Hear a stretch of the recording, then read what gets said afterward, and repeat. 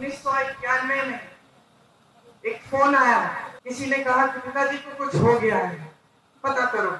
मुझे अपनी माँ को बताना पड़ा कि जिस शख्स के लिए वो अपना देश छोड़कर हमारे देश आई थी, वो खत्म हो गए हैं। उस दिन के बाद मैंने अपनी माँ की हंसी कभी उस तरह नहीं सुनी जैसे जब हंसती थी जब पिताजी होते थे।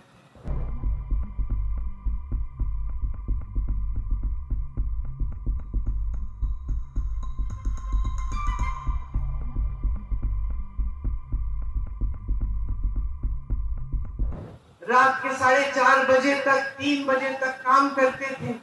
मैं तब तक नहीं सोती थी जब तक उनकी चप्पल की आवाज मेरे कमरे के बाहर से गुजरती थी। मुझे सुनाई देता था कि पिताजी घर आ गए, तब नींद आती थी।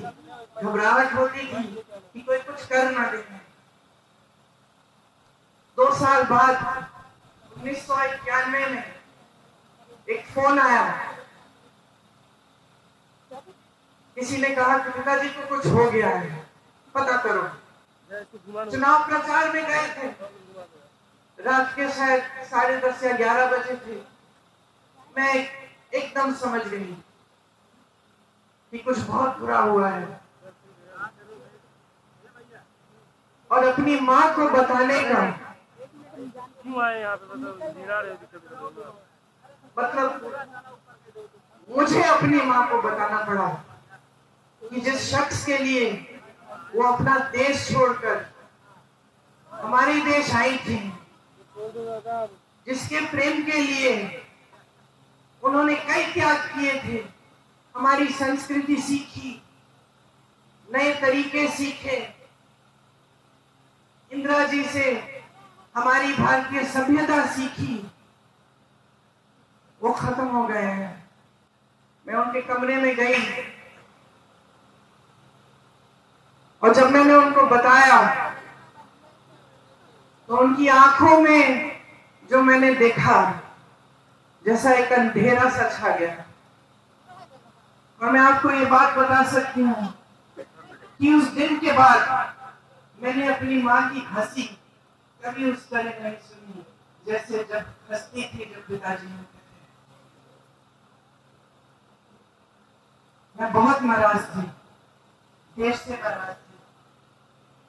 मैंने देश को अपनी अमानत भेजी, अपने पिताजी दिए और देश में सुरक्षित नहीं रखी। मैं नाराज थी, दुखी थी। मैं सोचती थी कि मेरा दुख कोई समझ नहीं पाएगा, मेरे पिताजी वापस नहीं आए। टुकड़ों में खून से लथपथ एक झंडे में लपेटे हुए उनके शरीर के टुकड़े में घर लगी। मेरी टूटी हुई माँ सालों के लिए ठीक नहीं हुई। उन्होंने पहले ही इंदिरा जी की हत्या का सदमा देखा था, अब अपने पति को खो डाली। बहुत दिनों के लिए खाती नहीं थी, सिर्फ नींबू पानी पीती थी 2-4 गिलास, मुश्किल से जबरदस्ती करके खिलाती थी। बाहर नहीं जाती थी, किसी से बातचीत नहीं करती थी। 7 सालों के लिए घर के अंदर ही रही, ज्यादा बाहर गई नहीं। उस सदमे से बाहर निकल नहीं पाई।